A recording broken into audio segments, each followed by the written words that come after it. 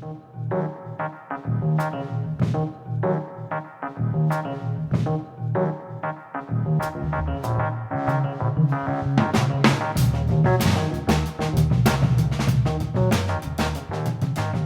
everyone. Welcome to the second episode of Carpet City Cinema, a Gila Films podcast. I'm David Weaver.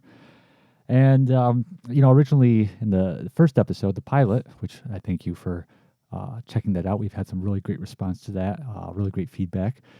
I had mentioned the half dozen or so episodes of this series, which I recorded a little over a year ago, that, as with the pilot, that we'd be kind of launching those out as our first few episodes. And then I thought to myself, well, there's some things I wanted to talk about that are going on in the industry now, or people who've passed away, or movies I've seen. And I could record those episodes now and drop the old episodes, then drop the new ones, but then we'll be like 5 weeks behind. So I think I'm going to hold off on those older episodes and perhaps use them down the road as either fillers, or I'm looking into the possibility of even maybe launching a Patreon at some point and maybe use those as a special perk. But just going to dive into the second episode right now. And I think the first thing, first actually, we should look at the questionnaire. We were able to, with Spotify, which is the platform right now that we have our podcast on, and we're going to be branching out to some other platforms too, but it gives you the option to have like a questionnaire at the end. And we asked, which was your favorite Death Wish film? With the options obviously being the original 5 and then the remake with Bruce Willis. And no surprise, the very first one was the winner. And as I mentioned before, I've only seen the first 3. I'm hoping to get on to 4 and 5 soon and even cover those in the podcast. Probably don't know that I'll ever dig into Bruce's contribution, but definitely the first one is in its own league. It's a truly great film. So not really surprised at that. That came out on top in our very first Carpet City Cinema poll. But moving on from there, I think the first thing to do is kind of to catch up on what's been going on with Gila Films. Obviously, when I recorded that pilot episode, The Last Frankenstein, our first feature film, was going through its film festival circuit. And we finished that up last fall. You have a good year-long run on the film festival circuit, and had really good responses from people. We ended up at a total of 16 festivals and won awards at 3 of them. I was able to go in person to a couple of them, one out in Buffalo, the Buffalo Dreams Fantastic Film Festival, which is organized by Gregory Lamberson, who's a filmmaker. People probably know him from his movie Slime City. And also I was able to go to the Adirondack Film Festival up in Glens Falls. And, it's great to be able to see your film on a big screen with an audience that has no connection to you. Obviously really appreciate the people who came out to the premiere, the local screenings, but, in the back of your mind, these people are your home court, and if they're not even there just for you, they might be there for the crew, or just because, we feature the town of Amsterdam, the city of Amsterdam so much. But it's interesting to see what is the response going to be from people who really have no connection to the film. And it was good. They really seemed to enjoy it. They did a Q&A out at Buffalo, and people had some really interesting questions and takes on it. At the end of the film, where Jason Frankenstein is tracking down the creature and talks to his girlfriend Penny about how he has to head up north to find the creature. He thinks the creature will go to someplace remote. It was interesting that people in the audience, a couple people took that as a tip of the hat to the actual Frankenstein novel by Mary Shelley, how that book ends with a pursuit of the creature up to the Arctic, and which is not what I intended with that, but it was definitely interesting to see people kind of taking things from that. So yeah, it was a really good time on the film festival circuit. We were all over the U.S. We were out in San Francisco. We were down south to Florida, and we even had one international festival in Dublin, which is our first one. So during the film festival, you start to get during the film festival season, you start to get in distribution offers, and that's kind of the next consideration you need to start making. How am I going to get this movie out there on DVD and Blu-ray or out streaming?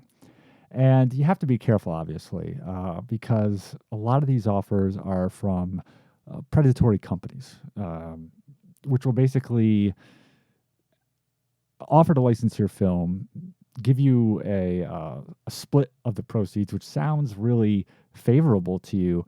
But then in the the fine print of the contract, there's this mentioning of uh, advertising or marketing costs that may need to be first recouped, and how it could reach up to $50,000 or X amount of money. But don't worry, we probably won't spend that much. It just could. And what a lot of times that can result in is this company licenses your movie. They have the rights to it for so many years, and they find a way to rack up those marketing costs, not in any way that really will probably show in terms of necessarily getting the proper attention to the film, but it will make it so you don't get any money out of it. And not that with this film I would ever expect to hit the jackpot, but I think it's more just the knowledge that you and a bunch of other people put your time and effort into this, that you want to constantly treat the product with respect, even when you're dealing with matters such as distribution. And I've known people, who have signed these contracts and put a lot of hard work into the movies, and basically haven't seen anything from them, while the movie is racking up tons and tons and tons of views on whatever streaming site it's on. So we had a number of those offers, and just really nothing that really stood out. It started to reach the point where I, was heavily considering self-distributing, and that's really what we did with streaming. That's really, and that's not really too difficult a process. There's a site called Film Hub where you can kind of like upload your movie to, and it's kind of like a one-stop shop where all the different streaming sites can come and look at the product that's available and license it. And I decided to take the step of just like, all right, instead of trying to find someone to license it, for streaming, instead of hoping that someone will come along and make me an offer, why don't we just take the step of just at least putting it up on Film Hub and seeing what happens there proactively? And we ended up getting a bunch of bites on it, which is great. Amazon Prime picked it up, Tubi, Plex TV. We just had a channel on YouTube, Stash TV, picked the film up. And most of these options allow people to watch the movie for free. So, again, you're not going to make bank on this, right? You're not going to get rich on this, especially with streaming, because, you're getting, so many pennies per click, essentially. But the great thing about it is, A, you are getting paid for it. It is official. They are having to pay you a cut. So there's none of this worrying about any kind of hidden costs or upfront fees, weird fees that you might get deducted from your proceeds. And also, it's getting out there into the world, and that's really important too. Is you're not going to make a lot of money off Amazon Prime. You're not going to make a lot of money off having it on a YouTube channel, but a lot of people are on Prime and YouTube, and so it can bring an awareness to the film. We just put the movie up on YouTube. Well, I mean, we didn't. The channel that licensed it within the last week, and it's already at like over 400 views, and that's just great. It's great to see that kind of engagement with us, and hopefully, as more people traffic to see it, that those wonderful algorithms on YouTube and these sites will just keep will drive awareness of the film on their own. That these sites will start promoting the film and finding ways to suggest it to people, like, if you like this movie, you might like The Last Frankenstein, that kind of thing. So if you're wondering what you can do for The Last Frankenstein to help it along, if you see it on YouTube, if you see it on Prime, anywhere like that, just, give whatever kind of positive review you can. Not all these sites allow reviews. YouTube might just let you have a thumbs up and write a comment. Prime, has options for 5-star ratings, or even just head over to the IMDb, Internet Movie Database, and give us some love there. But that really will help kind of, like I said, it helps fuel those algorithms that really drive awareness of the movie. Now, moving on to physical media release for the film, DVD, Blu-ray. That's obviously, unlike streaming, there is this actual cost to make that happen, because you're actually manufacturing a product. With the streaming, the only cost I had to put into it was paying to generate subtitles, because that was a requirement, but that was really it. So with putting it out on physical media, I knew though that that would definitely be something that would really benefit me to find a partner on that because the films cost a lot of money, and and it really hasn't even gotten out in the world yet, so we aren't really seeing much income from it. So to find someone to kind of help shoulder that would really be of benefit. And we were really fortunate. I can't go into details yet as to who it is, but we did find a distributor, someone who I already knew, someone who has a really great reputation within the physical media realm. And people who are collectors of genre movies, of cult movies, will definitely be happy when they find out where this film is going to find a home. I can't say what the rollout plan right now is for it. So we have to hand over to this distributor all our materials by the beginning of April, at which point they'll turn around and start the process of building and manufacturing discs. And they said that won't take too long. I think probably by even end of summer, we might have the disc out. But what we're doing then is we've been getting the gang back together, the cast and crew, and started filming a making of about the movie. Big assist there from producer extraordinaire Jay Leonard, who's editing that. And we all had some of the more local people come in. We did some Zoom interviews with some of the more long distance people. And Jay and I already had recorded a couple commentary tracks for the movie. We've got a bunch of behind-the-scenes photos. I've been already edited together, the very little in the way of deleted scenes, and I'm now building an outtakes reel. And it's going to be a really, pretty packed release. And initially, we'll only probably have out the Blu-ray, which I know some people haven't made it to Blu-ray yet from DVD, but that just because of the model we're taking for rolling this out. Initially, there'll be a limited edition Blu-ray release. It'll basically only be available through the distributor's site, and also I'll have some copies, for people who are local. And we'll kind of gauge that for a little while, see how sales go, and then we'll look into moving on to a retail edition, a standard edition, which what that means is like the limited edition might come with like a nice slipcover or a nice cover art that won't be on the regular edition. And probably about the same time as we put out the standard edition, which we're hoping to use some connections that this distributor has to maybe even get that into some places like Walmart or into some of the other big stores. But at the same time that we get that standard edition rolling out, we'll also get the DVDs going for those. For those of you who haven't made the next jump in physical media evolution. So that's the kind of the future of The Last Frankenstein. And in terms of where the storyline will go in the future, I'm actively working on a sequel script, which, it's possible that we could start rolling on that at the end of 2023. It may not be till 2024, but that's the next project that Gila Films has in store in terms of original content. And, the script's coming together really well. Have the story pretty well mapped out. We're going to be bringing back some of the cast members from the first film. Jim Bolson and Gina Petronella will be returning as Dean Thurman and Dana, except Thurman will not be a college dean anymore. He'll be in charge of a different type of institution. And Brett Owen, who played Hugh Frankenstein, Jason's father, in the flashback scenes in The Last Frankenstein, he'll be coming back to play a different role. Hopefully we'll have some more details about that soon. I would just say that if you're a fan of The Last Frankenstein, and if you're a fan of 1970s prison movies, this sequel will basically be kind of taking those two worlds and putting them into one. I'm a big fan of a 1970s TV movie called The Glass House with Alan Alda and Vic Morrow. It's a prison movie, and it's made for TV, but it's pretty impactful for something that had to adhere to 1970s network standards of content. It's a great film. So if you're familiar with that, it's really that kind of tone that we're going to be going for with The Last Frankenstein sequel. So, and I believe The Glass House is available on Amazon Prime or YouTube. So if you ever get around to watching that movie before our sequel comes out, just imagine that movie with The Last Frankenstein storyline and characters and kind of events happening in it.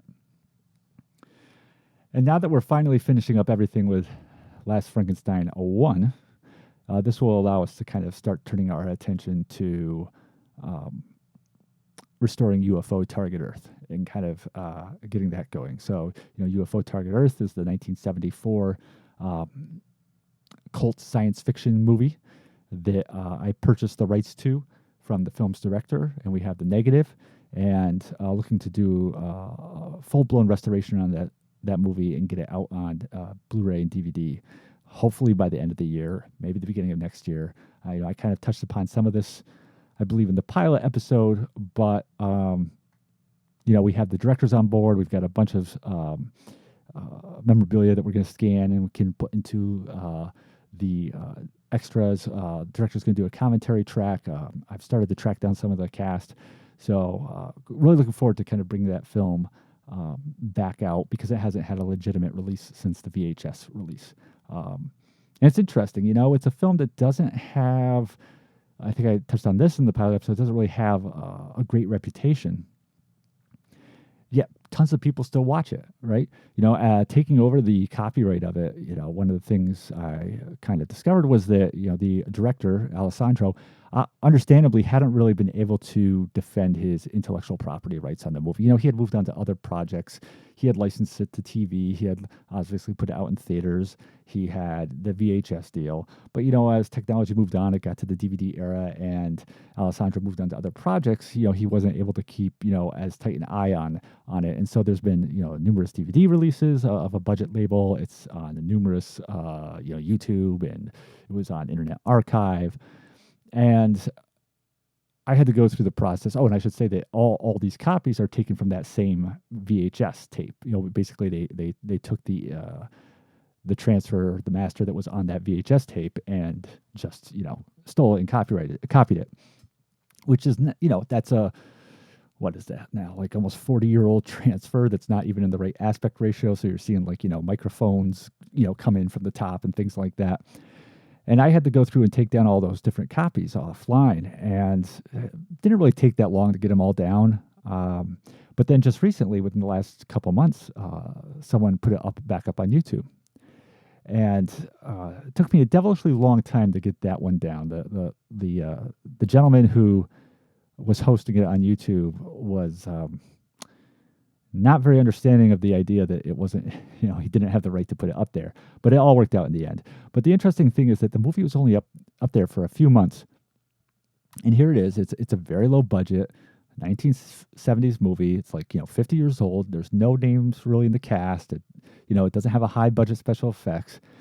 And just within the short time this guy had it up on his channel, it had almost 30,000 views.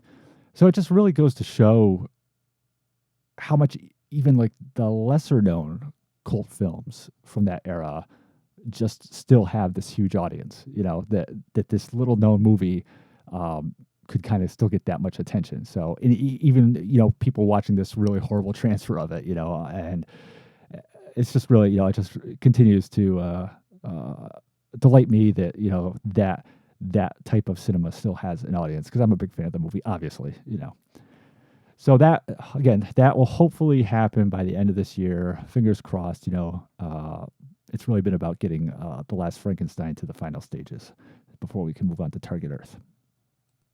And I think that really kind of gets everything up to speed with Gila Films. Obviously this podcast, been developing that for a while. Jay,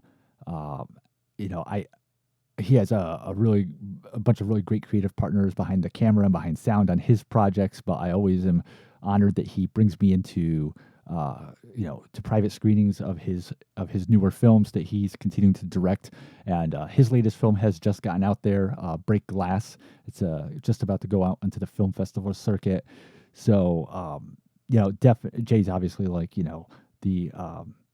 the sibling, the connected sibling of Gila Films with his company Trenchmouth Productions. So definitely, if you get a chance, check out Break Glass, which is his newest project. There's a Facebook page for it, and that also has other Last Frankenstein team members on it. Keely Sheridan, Jeff Riano, and Jorge Luna, who are all in our movie, The Last Frankenstein, are all in that film as well. All right, so since in the last couple weeks, there's been some stuff going on in the industry. Just want to touch on real quick. Obviously, they had the Oscars. recently, and I really haven't seen much in the way of the newer crop of films. I don't really have much skin in the game. There's obviously the ever ongoing debate about awards in general.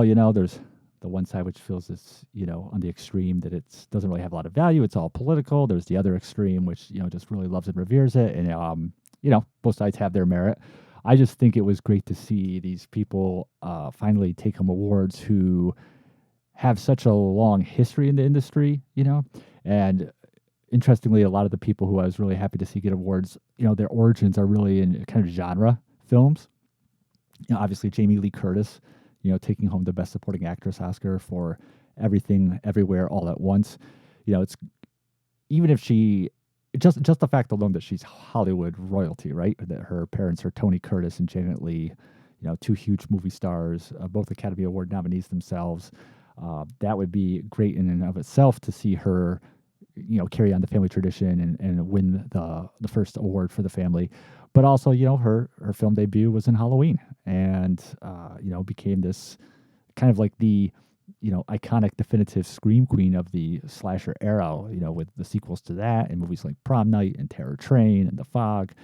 And obviously showed herself adept at other genres, as time went on, and she appeared in stuff like A Fish Called Wanda and True Lies. But great to see her finally get get that recognition by the industry. Also, same thing for, Michelle Yeoh, who won Best Actress for the same film. Her roots are in, the Asian martial arts cinema, Brendan Fraser taking home the Best Actor Oscar for The Whale. I mean, this is someone who obviously there's been a lot of talk about this kind of resurgence in his career. And this isn't the first, acclaimed, film he's ever been in. He was in Crash. He was in Gods and Monsters, School Ties. But, he's really known for kind of like the lighthearted stuff, the George of the Jungle and the late action movies like The Mummy. And so to see him kind of get this recognition, for his, and have this kind of ability to find a new and more for him, it seems from his interviews, more personally rewarding part of his career trajectory. That's great. That's great for him. And then of course, Ke Huy Quan, who used to go by the name Jonathan Ke Quan when he was a child actor. He won Best Supporting Actor for Everything, Everywhere, All at Once. And again, just a great comeback story. This was someone who started out as a child actor. He was in Indiana Jones and the Temple of Doom, and the Goonies, of course, those iconic roles in there. And, to see, again, just to see this, this person whose career goes back to his youth, that goes back 40 years, who, again, these kind of more genre type films to kind of have this huge comeback in his career. And get recognition for that. All awesome to see that happen. And last but not least, my girl Sarah Polley, who I was in the mid 2000 aughts there when she was doing starring in movies like Dawn of the Dead and Go and No Such Thing. I had a big crush on her. She's an actress whose films I sought out a lot, and of course had been around since she was a really young actress. She had been in the Ramona and Beezus show. She had been on the Road to Avonlea series and in films like Baron Munchausen. But now, of course, she's become this, acclaimed director writer of her own, and won the best. She won the Best Screenplay Oscar this year for her film Women Talking, which she also directed. So again, someone who has this long history in the industry, going back to her childhood. Someone who has a lot of genre connections, definitely with like Dawn of the Dead, but also, has appeared in works like The Sweet Hereafter and My Life Without Me that have gained a lot of attention in the past. Again, finally getting this kind of recognition to her craft. And so even if, you don't think highly of the awards or you don't think they have much value or the whole politics aspect of it, there's still something, it's good to see they were recognized on some level, these people who have been really hardworking in the industry for so long. And then we had a few passings of some people from the world of film that I just wanted to touch on, and a couple centenarians, actually. The last few weeks, we lost the one and only Burt I. Gordon, who was a director of exploitation films, mainly in the science fiction and horror arena. And the prime of his kind of like the high point of his career was really like the mid 50s to the mid 70s. And when you think of like 50s drive-in exploitation films, Roger Corman is probably one of the directors who's, if not the director, who first kind of identify with those types of films during the last half of the 50s and going into the 60s. But I think that Gordon is definitely he's probably the second one I think that kind of is almost most identified with those. You obviously have people, who are very well known among cult fans. And I'm talking about American cinema here. Obviously, as you get out to Europe and, the Italian films, the British films, there's other directors who gained a lot of attention. But when you're really talking about that American drive-in exploitation experience of the mid-50s to the mid-60s, it's really like Corman. And then after that, I think Gordon is one of the most recognized directors. Now, like I said, you have people like Ray Dennis Steckler. You have people like Ed Wood, who many would argue are, just as well known as Gordon, if not better known. But they were definitely, the thing about a lot of those directors is they're working at even a much lower budgeted capacity, or, some of them didn't really get recognition as much till later on in life or even after their death, like Wood. But Gordon was kind of like the next rung below Corman, and he started. The first feature film he did was a movie called Serpent Island, which he was the producer on. He didn't direct it; he produced it, and it's kind of like a very low budget movie with Sonny Tufts. It's kind of like a mixture of horror adjacent, trekking through the jungles, exotica with elements of action and adventure. But then with his next film, he got right into the directing, and his directorial debut was King Dinosaur. And really, right away, he, with the films he was finished off the decade with in the 50s, movies like The Amazing Colossal Man, Earth versus the Spider, War of the Colossal Beasts, The Cyclops, he really has started to make a name for himself as this director of films in which the threat, the antagonist, if you will, really comes from basically some type of giant animal. It might be a giant, enraged, crazed, deformed person. Like I said, like in the case of The Amazing Colossal Man and its sequel, it might be Earth vs. the Spider is a giant spider, obviously. Going into the 60s and 70s, he did movies like Empire of the Ants, obviously giant ants, A Village of the Giants, kind of going back to those enlarged people again. The Food of the Gods has Marjoe Gortner surrounded by a host of various giant animals. And because of his tendency to do these types of films and of his name, his initials, he got the nickname Mr. B.I.G., Mr. Big. And he even inverted the formula once with Attack of the Puppet People, where you're dealing with people miniaturized. But I think, I look back, I think the first Gordon movie I ever saw was Beginning of the End, 1957. Peter Graves and the lovely Peggy Castle. And that time around, the threat was giant locusts. But I think of those movies he did, of those types of films he did, I think probably my favorites would be Earth vs. the Spider, which has some pretty good, I wouldn't say jump scares, because I think that's pushing it a bit much, but it has definitely sets up some really good horror moments. The opening attack of the spider, which is kind of shown in such a way that you really don't know what's going on. You don't know what is the menace yet. But that's definitely, I think, one of his more dynamic directorial efforts. I think one of the things with Gordon that I don't quite think he was quite he wasn't the director that Corman was, because I think that sometimes his films, he had the idea of like, all right, we're going to have this movie about a giant guy or a giant this or a giant that, but he didn't know necessarily how to build the strongest narrative around this giant whatever threat. A narrative that would really engross the audience. I think The Amazing Colossal Man's kind of a good example of that. Obviously it's a hit when it came out. They did a sequel. A lot of people are familiar with that movie.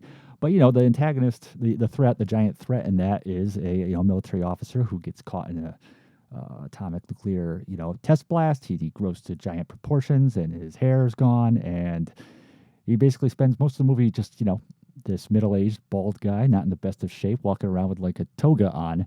And it's not really that threatening when you look at it, I mean, your mind knows that 50, 60-foot tall guy like this, who's also, his mind is starting to go, could do a lot of damage, but it's not really, you're never afraid of it because it just looks kind of ridiculous. And a lot of the time is just spent in the narrative with, how are we going to get him back down to size? How are we, he's upset about his personal crisis that he's not going to be able to be cured of this. And the sequel kind of went through some of those same issues with War of the Colossal Beast, where, now that film revolves around, this person's still alive, this giant man, and his sister's hunting for him and trying to find out what happened to him. And again, it's just, he's a little more threatening in that movie because they changed up his presentation. He was played by an actor who was had a little bit more of a physique, and they gave him like a missing eye with this really cool exposed skull. But still, a lot of the movies just, my sister looking for her brother, and how are we going to get him back down to size? There isn't this developed storyline that really pulls you in and really keeps you at a heightened interest in the same way that like Corman would do with things. Corman, you think of a Corman movie like It Conquered the World, and the threat in that is, an alien from Venus that's able to create these bat creatures that take over people's minds. And you think how he constantly was popping things into that narrative throughout that film, like the bats attacking people, the bats turning people who were protagonists within the film into antagonists because their bodies were basically being taken over. Someone who you thought was a good person might suddenly turn on you and become someone who's trying to kill you. There was a lot of things going on in that film between Peter Graves being a scientist trying to stop the Venusian threat, and his buddy Lee Van Cleef is on the Venusian side. So there's a lot of things going on in that film that kept it going. Whereas with Gordon's films, I think sometimes it's like he thought that the idea of this giant being animal creature, or in case of Puppet People, a miniaturized one, is kind of like, that's enough. And now let's, we have the idea. The idea is this thing's going to be giant. People are going to be scared of it. Let's make the effects happen to make that work, because he did a lot of his own effects work, and not that the same kind of effort or energy or detail wasn't really given to making the rest of the story that would have to carry a film for even 75 minutes, 80 minutes, interesting enough. So I think that was a weakness of his work. By no means do I still enjoy watching his movies, but he definitely wasn't able to craft things the same way like a Corman was. I think the stuff he did in the 70s was a little stronger, like Food of the Gods and Empire of the Ants. And I also really think that when he stepped outside the box and made movies like The Police Connection, which was kind of his version of like a Dirty Harry French Connection story, or The Magic Sword, which is a fantasy movie he did in the early 60s, which is like everything, we're going to throw everything but the kitchen sink into this movie with two-headed dragons and haunted caves and a sorcerer, and it's going to be like basically like a live-action comic book. The more he kind of got out of that wheelhouse that he was known for, I think the better his films were. Actually, I think those are some of his stronger films. But like I said, Earth versus the Spider, that's definitely I think one of his better movies from the giants, the Mr. Big filmography that he's really known for. He did do some other kinds of movies. He did some like sex comedies, but really kind of his high point really kind of started to die off into the 70s, getting into the 80s. He did a horror movie in the early 80s, Burned at the Stake. And it looked like his 1989 movie, Satan's Princess with Robert Forster, was going to be his swan song. And then he came out in 2015 with a movie, Secrets of a Psychopath. I mean, he was in his 90s when he directed this movie, and that was his last film. So he passed away on March 8th, 100 years old, but definitely a legend in the sci-fi horror genre, especially like the B-movie genre of the drive-ins and whatnot back in the day. And the other centenarian who just passed away was an actress named Gloria Day. And she has a really interesting story. So she began in the entertainment industry actually as a magician from the age of 4. Her father had been a magician, done a stage act, and he taught her some tricks. And she went with that career and has a really important place in history because she was the first magician to ever perform in Las Vegas, which of course is now the citadel of magic and magic acts. But that was in 1941. Shortly after that, though, she moved to California and kind of left the magic trade behind and started getting into acting. And most of her career, over for about a little over 10-year period from like the early mid 40s to the late 50s, was in small parts. She got, bit roles, chorus girl, dancer, in some pretty big films, though, Singing in the Rain, An American in Paris. She was in the John Wayne movie, The Sea Chase. She did get one starring role, which was in a film serial called King of the Congo. And that starred Buster Crabbe, who had played Flash Gordon and Buck Rogers back in the 30s in film serials. And that was over at Columbia Pictures. But it really didn't do anything to kind of, build a career for her as a film star. One of her last movies, though, she appeared in was Plan 9 from Outer Space, the classic Ed Wood film.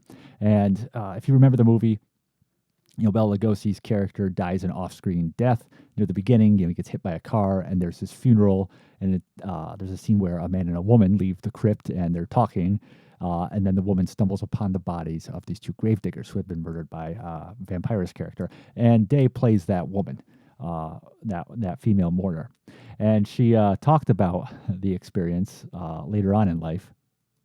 The quote from her is, "I was in the Saturday matinees for the kids.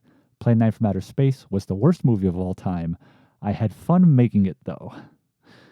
But to my knowledge, I think she was the last surviving cast member of that movie. I went through into a deep dive into IMDb territory, and basically everyone's dead from the movie. There was one actor who had a very small part that they didn't list a birth or death date for, but he'd have to be pretty old if he was still alive. So I think she was the last surviving cast member of that movie.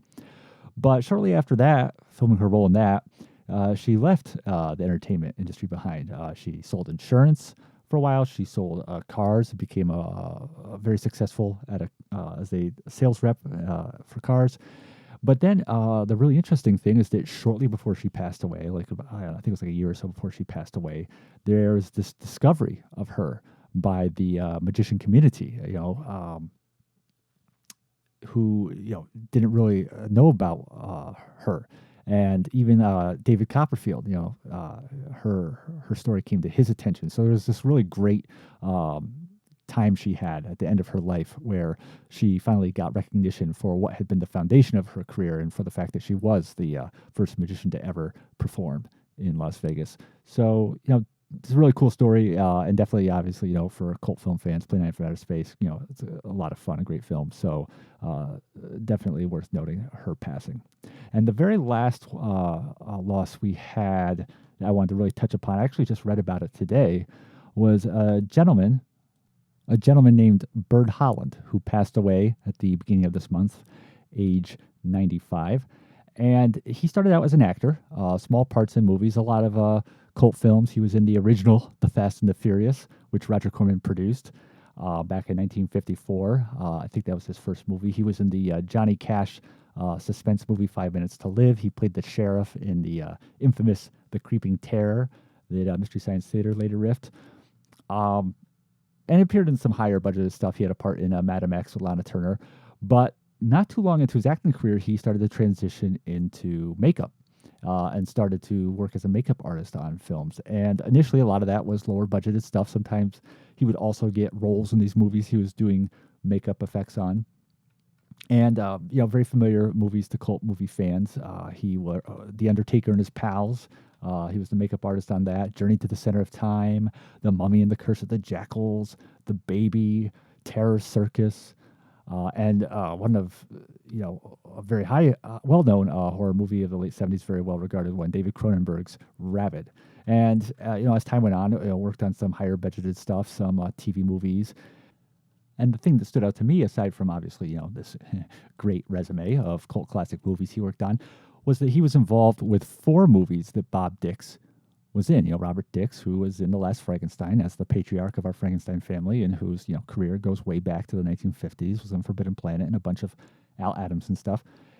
So Burt Holland was the makeup artist on Kane's Cutthroats and The Road Hustlers. The Road Hustlers came out in 1968. Kane's Cutthroats came out in 1970. And Holland also secured a role in The Road Hustlers. And not as a makeup artist, just as an actor, he appeared in Wild Wheels and Soul Soldier, which came out in 1969 and 1970, respectively. So these are 4 Bob Dix movies. It's just interesting. I mean, it could be just coincidence, but the fact that, like, Bob worked with a lot of the same people. Obviously, he worked with Al Adamson 5 times. He did stuff with Kent Osborne, another cult filmmaker. He was buddies with John Bud Cardos. So it's possible that, Bert Holland's involvement with these movies was through similar channels. But I am just kind of wondering, could it have been through Bob that he got this work, or vice versa? I did shoot a message out to Bob's widow, Lynette, but she didn't really know one way or the other. She married Bob much later in life, much longer after his film career had passed by. But it just really kind of stood out to me as interesting that he had these various connections to our patriarch, our Franken patriarch, on The Last Frankenstein. All right, so just want to cover real quick a couple title announcements, new release announcements that some of the physical media companies put out recently. One of the big ones for me is that Kino Lorber, the very prolific physical media label, is going to release on Blu-ray Columbo, the entire Columbo series, which I'm a huge fan of.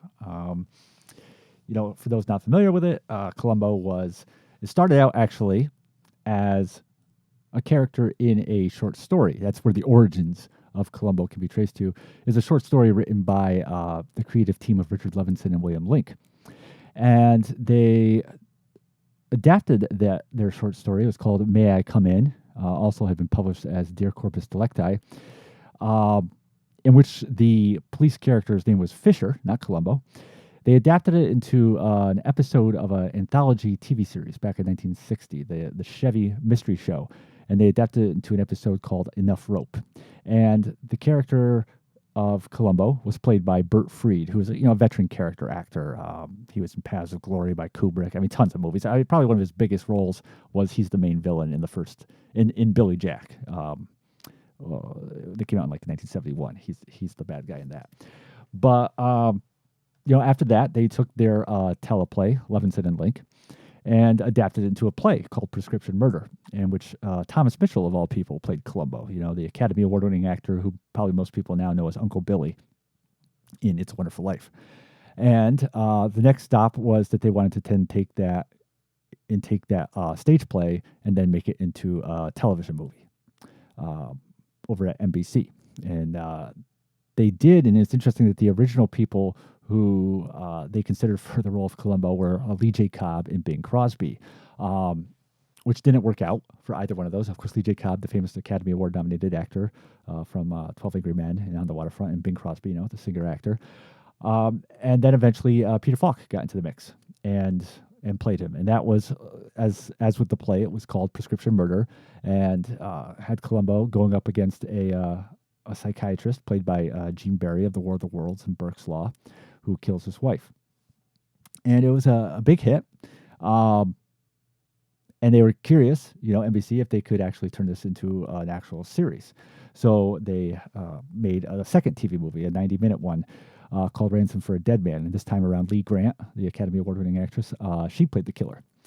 And from there, it was like, all right, let's actually do a series, And Universal Pictures was making these, and they were also just at this time they had the NBC Mystery Movie series coming out, which is a wheel series.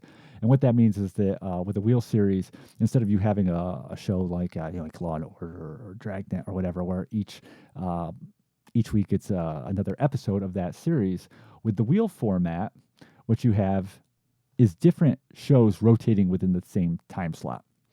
And in the case of the NBC Mystery Movie Wheel series, they started out by rotating in Columbo, McMillan and Wife, McCloud, and a show called Heck Ramsey. And they would show one of these actually once a month, as opposed to weekly. And this went on from 1971 to 1978. Now the three of these, Columbo, McCloud, and McMillan and Wife, were the only three that lasted the entire run of the NBC Mystery Movie format. The fourth show, there was different ones that kind of came and went. And then after the wheel series came to an end in '78, Columbo came back in the late '80s for a series of TV movies that continued on until 2003. Now, the whole premise of Columbo is that he's a homicide detective for LA area, and he looks very disheveled. He's got the cigar, the rumpled raincoat. He drives a beat up car, but he's very intelligent. He's very observant, and constantly underestimated by the killer in each episode, who is known to the audience right from the beginning. This is a show which does not. It's not about finding out who did it. It's about showing how that person is caught. And the interesting thing is that these killers, they're played by guest stars, pretty big names at the time, and they're usually very wealthy characters. The characters that are murderers in Columbo are it's not generally like a street killing or a mugging. It's a very successful person who's killing someone. And the writing on the show was great. It was very well written. The character of Columbo is very nuanced, very well realized by both the writing staff and also Falk in his portrayal, which he won more than one Emmy for that character. But beyond just the writing, which is the backbone of it, it's also just and this is one of the reasons I love all these, not all of them, but a lot of these NBC mystery movie shows, and a lot of Universal product at the time is their aesthetic. Universal, they were also at this time making shows like, Night Gallery and Kolchak the Night Stalker and the Hardy Boys Nancy Drew mysteries, and TV movies like Duel and Fear No Evil. And, some of these were at varying budget levels, obviously. Columbo was at the higher end and stuff like Kolchak at the lower end. But what they shared was this very well realized color palette that you notice in a lot of Universal productions at that time. There's different color palettes, obviously, when you look at the '70s in American cinema. You have like kind of like the gritty, realized world of stuff like The French Connection, and you have the very dark, earthy tones of films like Deliverance. But then you also have what you see in a lot of Universal product is this. It's saturated, but not overly so. It's not saturated to the point of unrealism like you would see in like a 1940s Technicolor musical, where the color pops in a way that you don't see in real life. The slightest bit of rose color in Judy Garland's cheeks are enough to blind you. But it's almost like when they were making stuff at Universal in the '70s, the cinematographer would walk into a room and be like, "Okay, we got some stuff here that's really '70s. We got a banana colored chair and an orange couch and this pop and lime green coaster or whatever, or a cup, and we're going to basically shoot this in a way that makes all those things which are so distinctly '70s really pop out." And it's just a wonderful color palette that really captures that time so well and is so common to the Universal product of that era, and I love it. And on top of that, though, because the killers in Columbo are wealthy, they would shoot a lot of times at these incredible locations, which I assume were in the Hollywood, LA area. These incredible houses with amazing architecture. I mean, just jaw dropping. So it was a show that had this great character, these really interesting storylines. Incredible guest stars, like I said.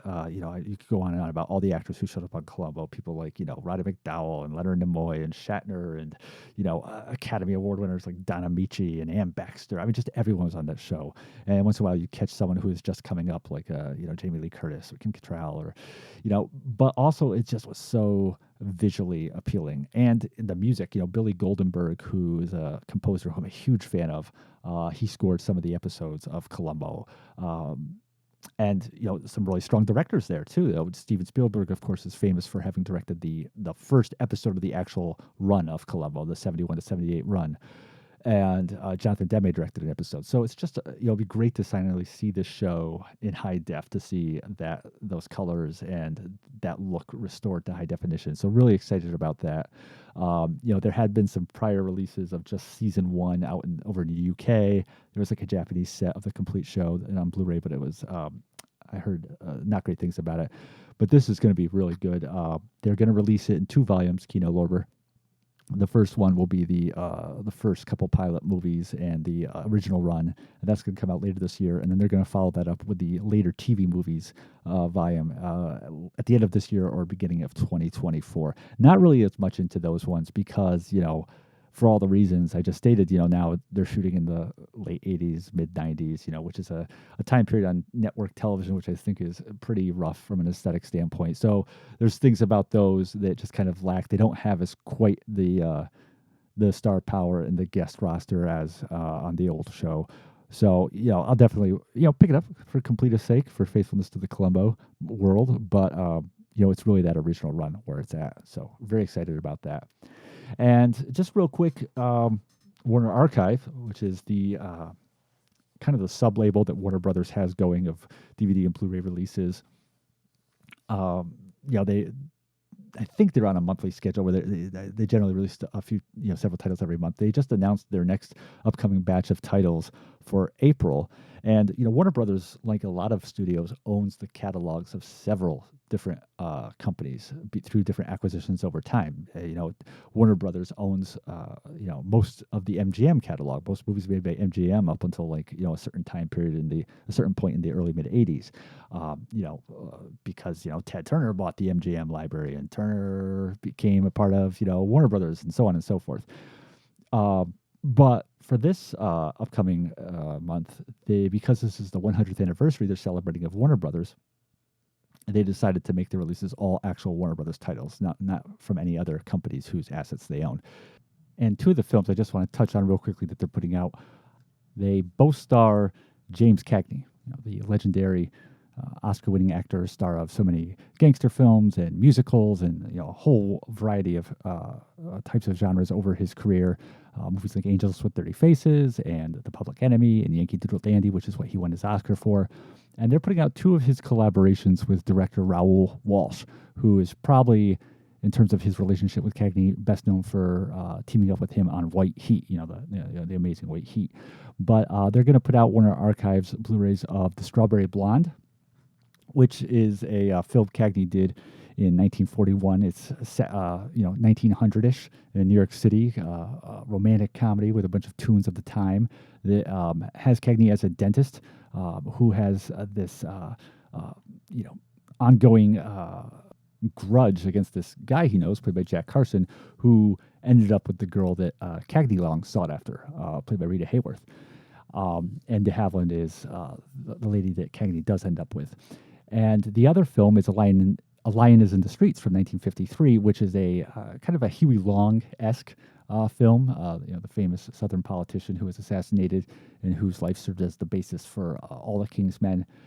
This is a film, very much in that vein that Cagney did in the early 50s. It was produced by his brother, William Cagney. It was the last film that William produced. He had done a number of James's movies. He had worked as a producer on Yankee Doodle Dandy and later movies like Blood on the Sun. And, it's definitely, considered one of, not one of Cagney's better films. It's probably considered more one of his middling efforts. But, to finally see both of these kind of get a nice high-def restoration and kind of fill in those holes in your Cagney collection is definitely will be rewarding. Lion is in the Streets has a really interesting cast too. It's got Anne Francis, the lovely Anne Francis that I'm very much a follower of. Barbara Hale from Perry Mason. It's got Lon Chaney Jr. in it. And interestingly, of course, a few years later, Cagney would play Lon Chaney Sr. in Man of a Thousand Faces. So just really quick, wanted to give a shout out to those two movies because I am definitely a big Cagneyite. And really hoping that someday they release Shortcut to Hell, which is the only movie Cagney ever directed. He did that in 1957. And it was an adaptation of Graham Greene's This Gun for Hire that he did, which had been so famously filmed in the 40s with Alan Ladd. And that, I don't believe, has ever had any physical media release, VHS, nothing.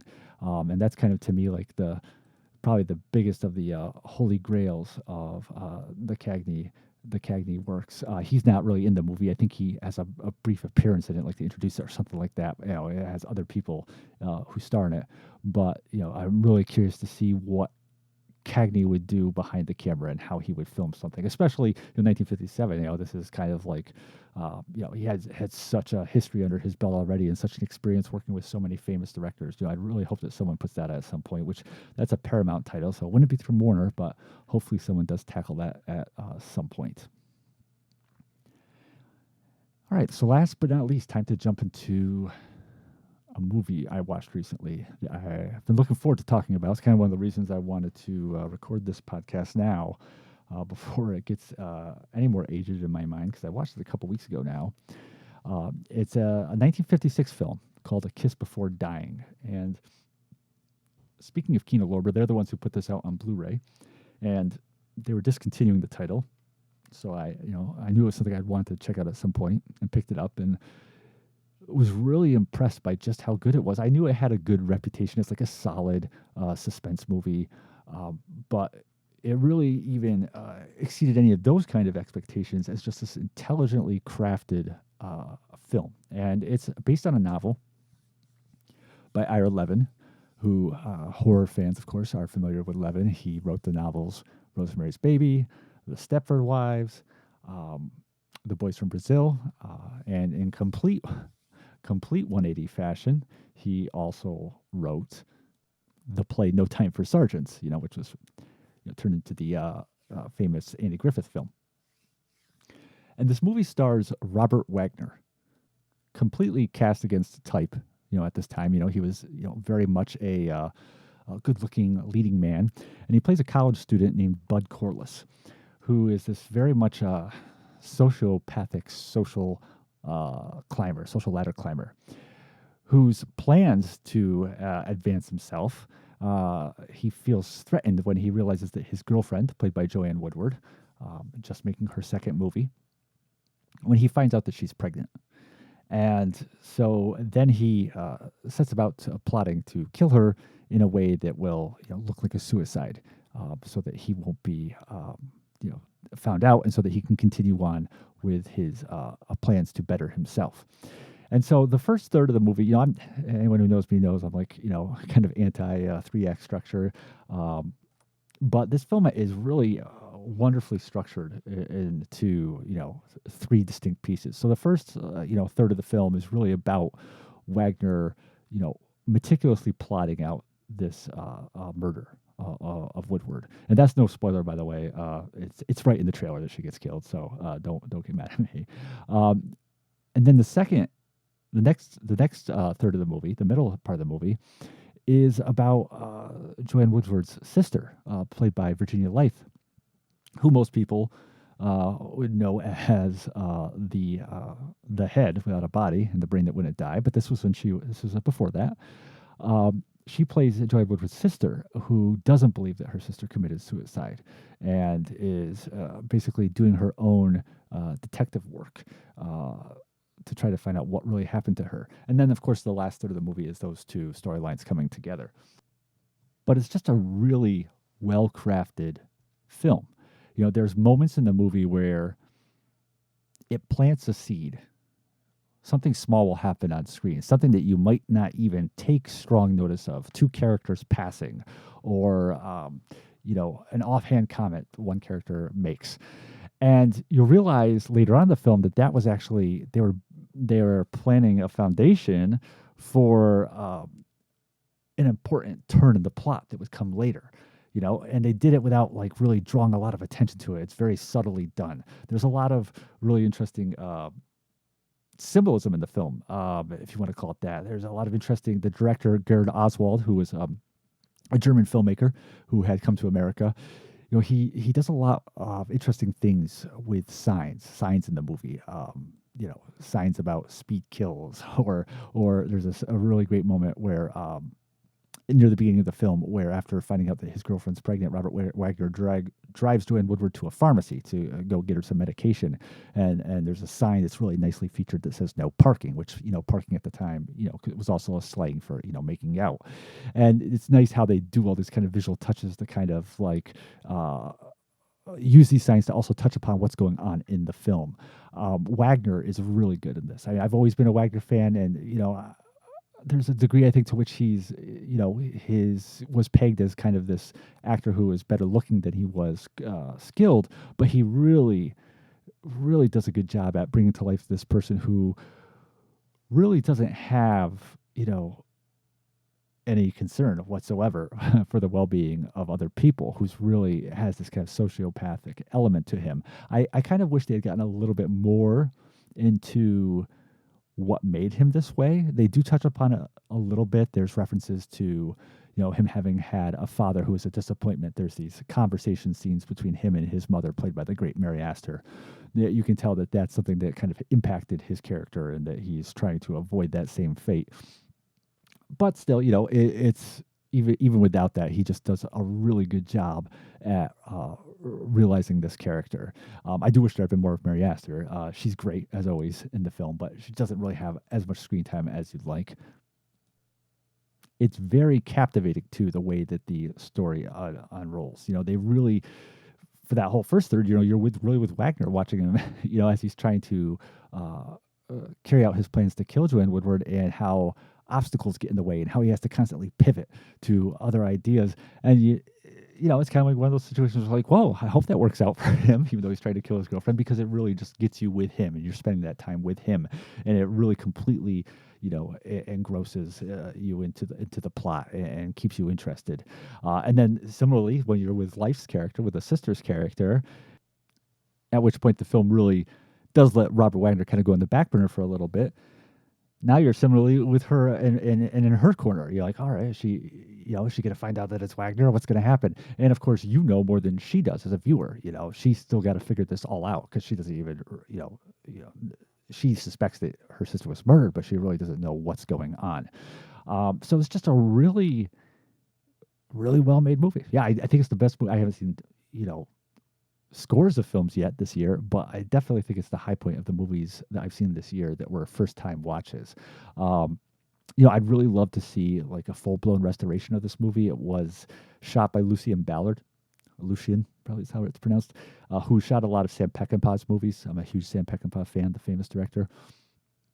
And this was one of the early Blu-rays that Kino Lorber put out when they first started their line of studio classics. Now it's very common for them. They're always put these out with, a lot of times with new transfers and extras and bonus features, but they were just starting the line out at this point. So it was really, I think they just took the pre-existing master that was handed to them, and it has a lot of color fluctuation, and it's definitely a film that would really benefit, especially a lot of the really great nighttime photography in the movie. With like the neon colored lights of local businesses and stuff. It would really be nice to see this with a whole new, fresh scan. Interesting cast in the movie, obviously, aside from the ones we mentioned. George McReady, the great character actor, plays the father of Joanne Woodward and Virginia Life's characters. This kind of icy, distant, successful businessman. Robert Quarry, who of course would become very familiar to fans of horror films for playing Count Yorga in the 70s, and the two Count Yorga movies, and showing up in stuff like The Death Master and Sugar Hill. He has a very pivotal role in the movie. And the weaker link is actually Jeffrey Hunter, who, interestingly, he and Robert Wagner, not too long after this movie was made, would play the James brothers in Nicholas Ray's The True Story of Jesse James. Robert would play Jesse, and Hunter would play Frank. But in this film, Hunter plays another college student whose uncle is the local police detective chief. And so Hunter kind of gets involved in kind of sleuthing this stuff out too. He kind of plays it, I wonder if it was his decision, the director's decision. He tries to play it against his type too, because he was also a very good looking guy, and he kind of plays it like from almost like the bookish professorish viewpoint. He's got a pipe that he's constantly handling, and glasses, and it's a little too much on the nose with that stuff. I think I think he could have pulled back on some of that stuff, but still, he's adequate. It's not like it's a bad performance, but I think he's definitely a little bit of the weaker link in the film. It's I think of Jeffrey Hunter, of course. You think of him more in star mode, top build mode, with stuff like King of Kings, and going on to play Captain Pike in Star Trek. And here he's playing a little bit of a second fiddle to Wagner and Leith, but still, he's capable in the part. Woodward considered this, interestingly. Of course, she would go on, marry Paul Newman. Well, actually, I think they were already married at this point, but she would go on to become an Academy Award-winning actress with The Three Faces of Eve. Starring all these classic movies. She referred to this as, I believe, like the worst movie she ever made. Now, Woodward, has a pretty impressive filmography, so maybe technically it is the worst movie she ever made. But if it is, it's not in the way that she meant it. I mean, it's a really good film. I think her haircut is one of the worst haircuts I've ever seen. I don't know what they were thinking with that. It's this like crazy short, kind of reminds me of Janet Leigh in The Naked Spur. But you know, it's definitely she's a bit hard on this movie for sure, unnecessarily so. But yeah, like I said, directed by Gerd Oswald. Hopefully, I'm pronouncing that right. Who was a German director, like I said, born in Berlin in 1919. His father, Richard Oswald, had been a director of silent films, and Gerd came over to the States, having already worked in the European film industry, and worked as like did a lot of assistant director work and on some pretty big movies. Sunset Boulevard, A Place in the Sun, Five Fingers, and this film, Kiss Before Dying, would actually mark his first directorial effort of a feature film. And he continued on directing movies. He did A Crime of Passion with Barbara Stanwyck. Some of his movies were a little more ill-fated, though. The infamous Wayne Newton starring movie 80 Steps to Jonah, as well as the film Agent for Harm, which was another victim of Mystery Science Theater 3000. He did a lot of TV episodes too. I'm a big fan of the original Perry Mason. He directed some episodes of that as well. I would say that this is probably his most acclaimed feature film that he directed, and rightly so. It definitely, to me, he put a lot of thought into his visualization of the story. I mean, I always liked it so much I went on eBay and bought a vintage copy of the book so I can to check that out. I guess the movie follows the book pretty closely. The ending is essentially the same. The mechanism of the ending is a little different in the book because I went ahead and checked it out on the good old Wikipedia. And I kind of wish they had done it. I wish they had done the ending like it was in the book, but being this was 1956, I could imagine for a variety of reasons, from budget to content, why they didn't. But if you do watch the movie and you don't think you're going to read the book, but you like the movie, at least look at how it ended, how the storyline comes to an end in the book. But definitely check this out. Like I said, this is on the discontinued list from Kino Lorber, which means that once they finish selling out of whatever copies they have, there are no immediate plans to make any more copies. I guess it's always possible they could relicense it and maybe even give it a new scan. But for now, once this Blu-ray goes out of print, it won't be available that high def transfer anytime soon, unless you want to stalk the streets of eBay. But yeah, A Kiss Before Dying, definitely recommend that. So, all right. So I think that's a little over an hour here now. So we're going to wrap this up. Really thanks everybody for listening to these episodes. There is a degree to which, it's always a balancing act between, prepping for it, and some of it's just kind of like you just got to kind of go with what time you have to kind of go off the cuff. But really appreciate everybody listening to it despite any rough edges. Going to keep up with the new episodes, like I said, dropping every Monday. It might be very late Monday, like today, technically, but it will be out there. And like I said, going to look at some options for a Patreon just to kind of, for the whole Gila Films brand, and maybe get those older episodes up as part of that. So again, thank you very much for tuning into Carpet City Cinema. And please like us on Facebook. And also be looking out on YouTube channel, the Gila Films YouTube channel, because I'm going to upload these episodes there too. There won't really be any video, but some people were asking if it was going to be up on YouTube as well. So that will happen. All right. So thanks a lot for listening, and take care. And thank you for checking out Carpet City Cinema.